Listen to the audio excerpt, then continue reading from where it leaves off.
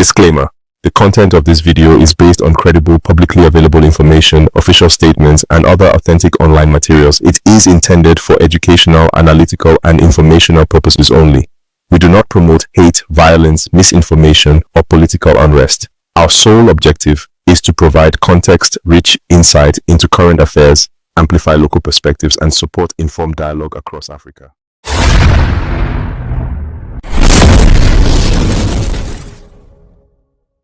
Is the West more reliant on Africa than it's willing to admit? As a wave of African nations move to restrict exports to Western countries, the power dynamic is flipping, and fast. Suddenly, it's not Africa scrambling to keep up, it's the West feeling the squeeze. So what's the game plan now? And who's leading this bold new movement? Let's break it down. For decades, Western economies have operated on a quiet assumption that Africa would always provide a steady stream of cheap raw materials. Oil, gold, uranium, lithium, all the essentials to keep their factories running and their tech advancing. From smartphones to electric cars, African resources have been the silent engine behind global progress. But now, Africa is drawing a line. A growing number of African countries, 10 and counting, are putting tight restrictions on raw material exports.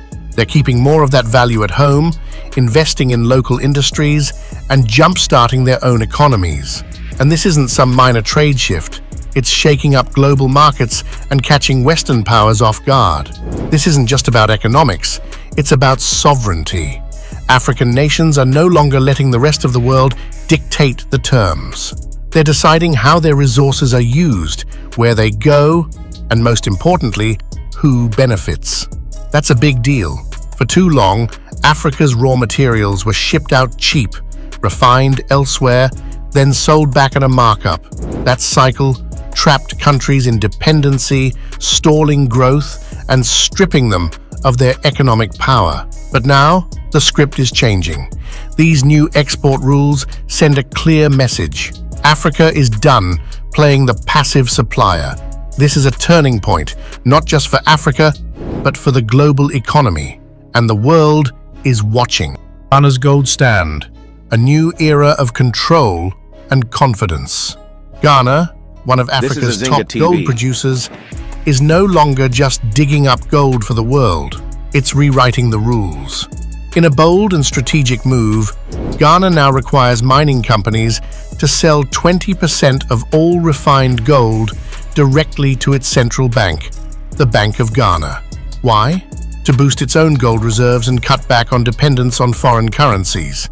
The kind of dependence that's left the country exposed to global financial shocks time and time again. This shift isn't just about protecting the economy, it's about reclaiming power. For years, Ghana's gold was shipped out raw and cheap. The real profits made by foreign refineries and corporations abroad. But under these new rules, companies are required to refine part of their gold inside Ghana, meaning more value stays right where the gold comes from, at home. But let's be clear, this is more than just policy. It's a direct challenge to a global system that's long taken African resources for granted. Ask yourself, why should a nation so rich in gold have to depend on the US dollar or the euro to stabilize its economy? Ghana is asking and answering that question with action.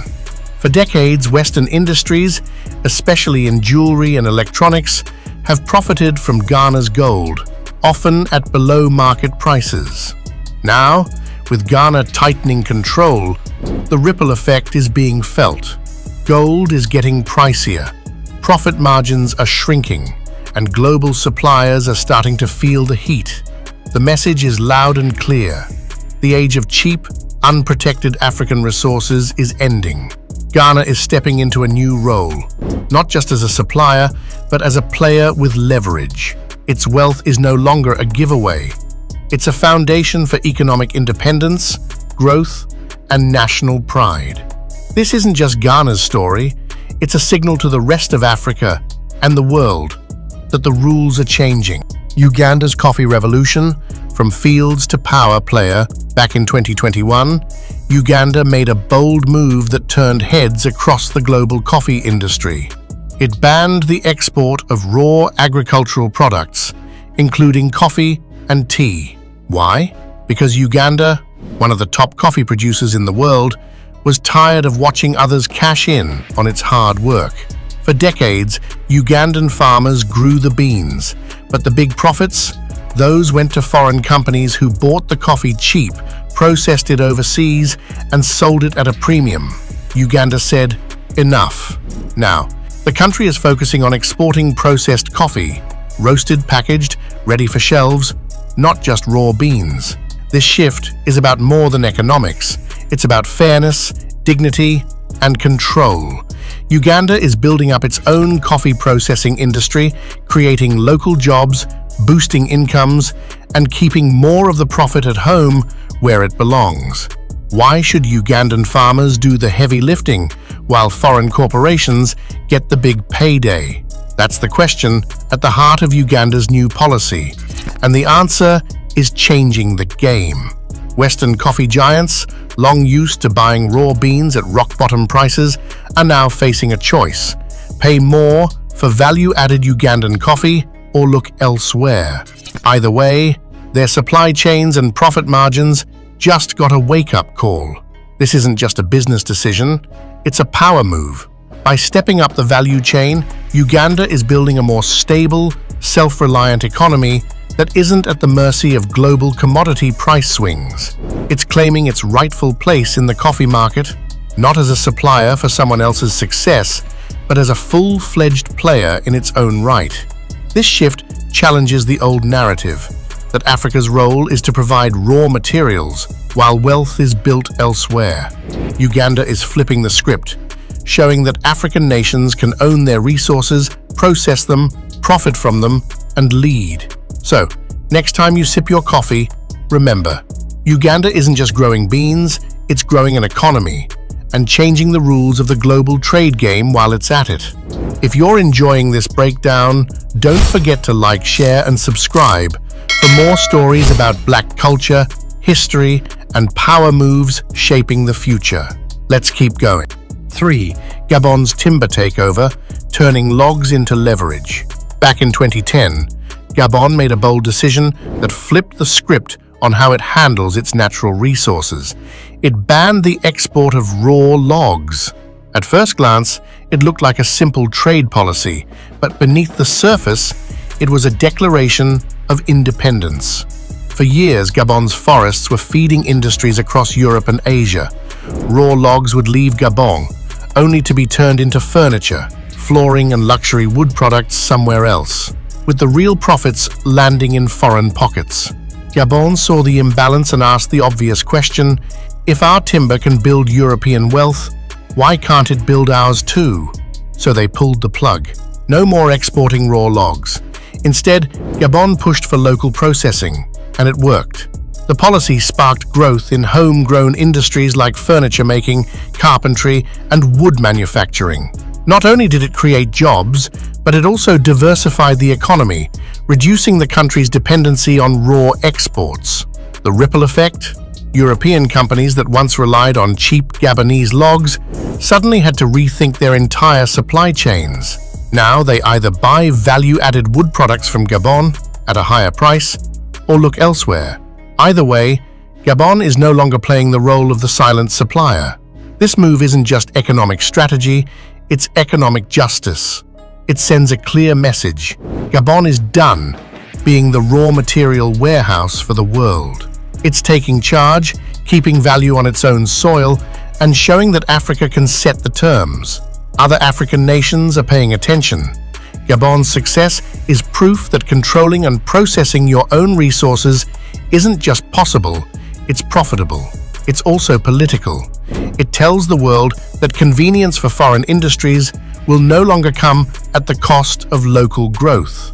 In short, Gabon turned its forests into a force, not just for exports, but for national development. That's not just smart policy, that's a power move. 4. Niger's uranium wake-up call, turning the tables on France's energy dependence. After a major political shakeup, Niger made a move that sent shockwaves through Europe, especially France. It slapped restrictions on uranium exports, with Paris squarely in the crosshairs. This wasn't just a trade tweak, it was a wake-up call. For decades, France's nuclear power, which lights up nearly 70% of its grid, has quietly depended on uranium pulled from Niger's soil. The problem? That uranium was being sold dirt cheap, with most of the profit ending up in French hands. Meanwhile, Niger, one of the world's top uranium producers, remained one of its poorest countries. That old deal? It's over. As global uranium prices climb, Niger's new export restrictions are making one thing crystal clear: no more giveaways. No more being taken for granted. If France is truly energy independent, then why is it panicking? The answer is uncomfortable, because it never really was. Its energy lifeline runs straight through Niger. Now France is looking at rising costs, shrinking supplies, and an energy sector in crisis. And Niger? It's no longer playing the role of the silent supplier. This isn't just about money, it's about power, dignity, and ownership. By taking control of its uranium, Niger is rewriting the rules. It's telling the West, you want our resources? Then come correct. No more lopsided deals, no more silence. For too long, Europe built energy stability on the assumption that African nations wouldn't push back. That era has ended. Niger's move is reshaping the global energy game. It proves that Africa isn't just a source, it's a force. And France's struggle to adapt reveals just how deep the West's dependency goes, even if it never wanted to admit it. This is more than policy, it's a power shift. And Niger just flipped the switch. 5. Guinea's Food First policy. No more feeding the world, while its own go hungry as global food prices keep climbing. Guinea just made a game-changing move.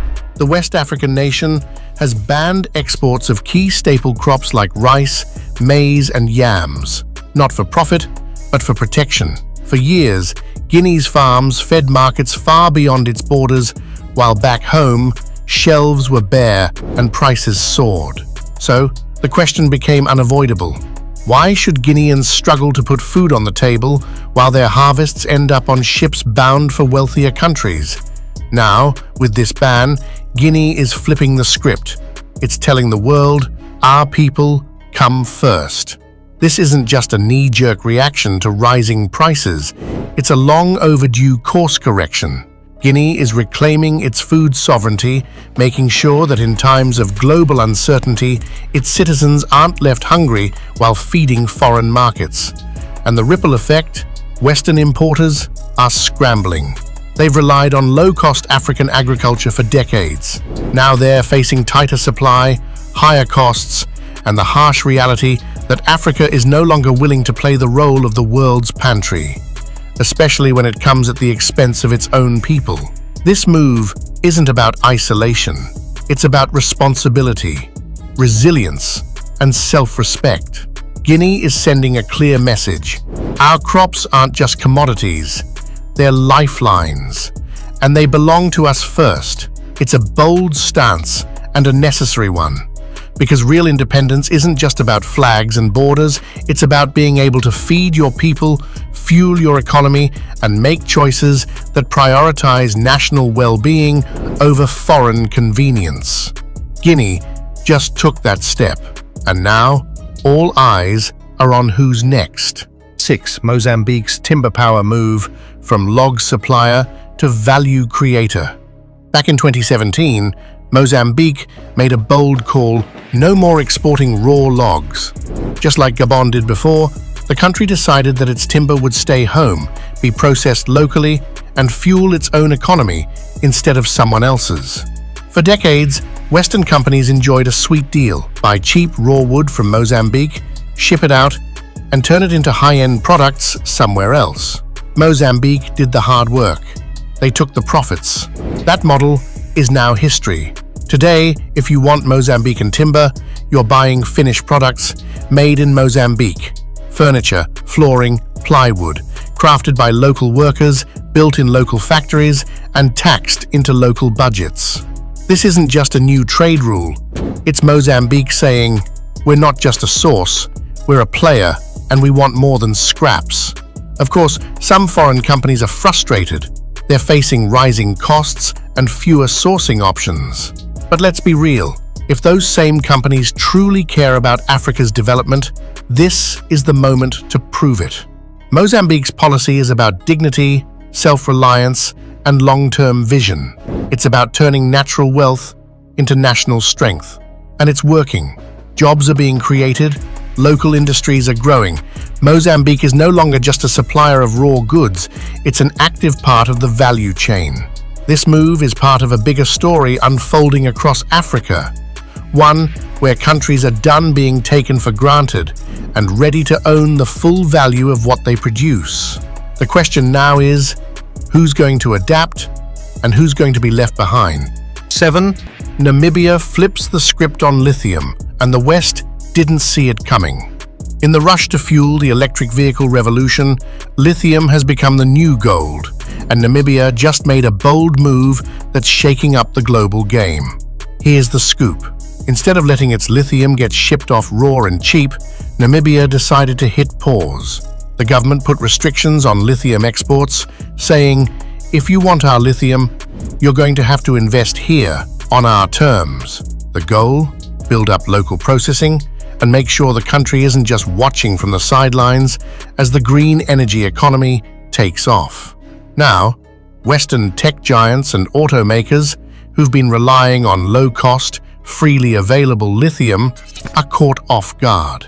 They're left with two choices: partner with Namibia and help develop its local industry, or scramble to find new sources. And here's the kicker. If sustainability really is the West's mission, shouldn't Namibia's stand be a win? Instead, there's panic. Western industries weren't ready for this kind of power shift, one where African nations take ownership of the resources critical to tomorrow's clean tech. But Namibia isn't backing down. By taking control of its lithium, Namibia is doing more than securing economic gains. It's rewriting the rules of global resource management. It's saying, Africa isn't just a supplier in the clean energy future. It's a partner, a leader. And whether the world is ready or not, Namibia just raised the bar. 8. Ivory Coast says no more to being just the cocoa supplier. For decades, the Ivory Coast, home to the richest cocoa fields on Earth, has fed the world's sweet tooth. But while Western chocolate companies made billions turning cocoa into high-end treats, the Ivory Coast got crumbs. Not anymore.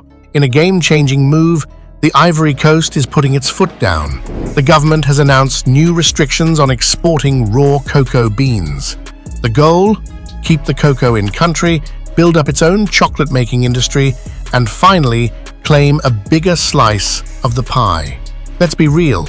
Why should the nation that grows most of the world's cocoa stay stuck at the bottom of the chocolate food chain? By limiting raw exports, the Ivory Coast is flipping the script. It's not just exporting crops anymore, it's building factories, creating jobs, and keeping the value where the cocoa actually grows. That means Western chocolate brands now face a tough choice: pay more, invest locally, or lose easy access to the raw goods they've long taken for granted. This isn't just economics, it's about respect. The Ivory Coast is sending a loud message. African nations deserve more than just a pat on the back for their resources. They deserve a real seat at the table. This bold move reshapes the global chocolate industry and sets a powerful precedent. Africa is no longer just a supplier. It's rising as a producer, a partner, and a force to be reckoned with. 9. The DRC just rewrote the rules of the tech game. The Democratic Republic of the Congo, DRC, isn't just rich in resources, it's sitting on a goldmine of copper and cobalt, the two minerals powering everything from electric vehicles to smartphones to solar panels. For years, the world's biggest tech and energy companies have relied on these raw materials, quietly shipped out, processed elsewhere, and turned into billion-dollar products. But now, The DRC is done playing by the old rules. In a bold move, the country has put restrictions on raw copper and cobalt exports. Why? Because they're tired of watching foreign industries get rich while local communities stay poor. By requiring more processing to happen inside the country, the DRC is saying, we're not just supplying the future, we're building it too. Think about it. Why should one of the world's most resource-rich nations keep giving away the building blocks of the green economy while getting pennies in return? This shift changes everything. Western tech giants who've long relied on cheap, unprocessed Congolese minerals are now forced to either invest in local infrastructure or pay a premium. Either way, the DRC is no longer just the raw materials stop on the supply chain map. It's becoming a power player in global green energy. And that's the bigger message here. Africa's not just open for business, it's setting the terms. The DRC's decision isn't just about economics, it's about justice, ownership, and a long overdue shift in global dynamics. The continent's resources are no longer a free-for-all. If the West wants a green future, they're going to have to build it with Africa, not off its back. 10. Zimbabwe's chrome ban. Taking back control, Zimbabwe is one of the world's biggest chrome producers, but for years it's been selling its raw chrome cheap, letting foreign industries cash in, while the country itself saw very little profit. That changed recently. Zimbabwe slammed the brakes on raw chrome exports, putting a ban in place to force the game to change. The goal? Keep the valuable processing and manufacturing at home, build up local industries, and finally grab a bigger slice of the chrome market pie. Chrome isn't just some random mineral, it's crucial for everything from stainless steel to specialty chemicals. So why should Zimbabwe keep handing it over raw and cheap when it has the potential to become a powerhouse in producing high-value products? By banning raw exports, Zimbabwe is sending a clear message. It's done being just a supplier of raw materials. The government is investing in smelting and processing right at home, creating jobs and making sure more of the chrome's real value stays inside the country before it hits the global market. And this isn't just a local story. Western companies that have relied on Zimbabwe's cheap chrome are suddenly scrambling. Prices are going up, supplies are tightening, and supply chains are being shaken up. Zimbabwe's move is part of a bigger shift across Africa, countries saying no more to being the cheap suppliers and demanding control over their own resources. This isn't just about economics, it's about dignity, power, and fairness. Zimbabwe is taking a bold stand to rewrite the rules and lead the charge for resource sovereignty in Africa. And now, Western industries have to rethink how they operate, because Zimbabwe's cheap chrome days are over. So here's the big picture. These 10 African countries aren't just shaking up global supply chains, they're rewriting the whole playbook on Africa's role in the world economy. For decades, Africa has been pushed to the sidelines, treated like a source of raw materials to fuel other nations' growth. But that's changing fast. By taking control of their own resources, these countries are flipping the script, making it clear that Africa's wealth should serve its own people first. This new reality is hitting Western economies hard. Companies that have long depended on cheap African resources are now facing rising costs, tighter supplies, and a wake-up call. Africa isn't going to be the world's passive supplier anymore, but this is about way more than money. It's about dignity and independence, breaking free from a system that's kept Africa on the margins for centuries. The message couldn't be clearer. Africa's resources aren't here to bankroll richer countries. They're here to fuel Africa's own growth. As the global market adjusts, we're witnessing the dawn of a new era. Africa is stepping up not just as a supplier, but as a full player, one that shapes its own future on its own terms. Now here's a question for you. Do you think Western countries will come begging for these exports? Why do you think they want to keep ties that mostly benefit themselves? Drop your thoughts in the comments. Let's talk about why the West keeps exploiting instead of partnering. If you want to see more videos like this, hit that subscribe button and ring the bell so you never miss an update. Thanks for watching, and until next time, stay tuned.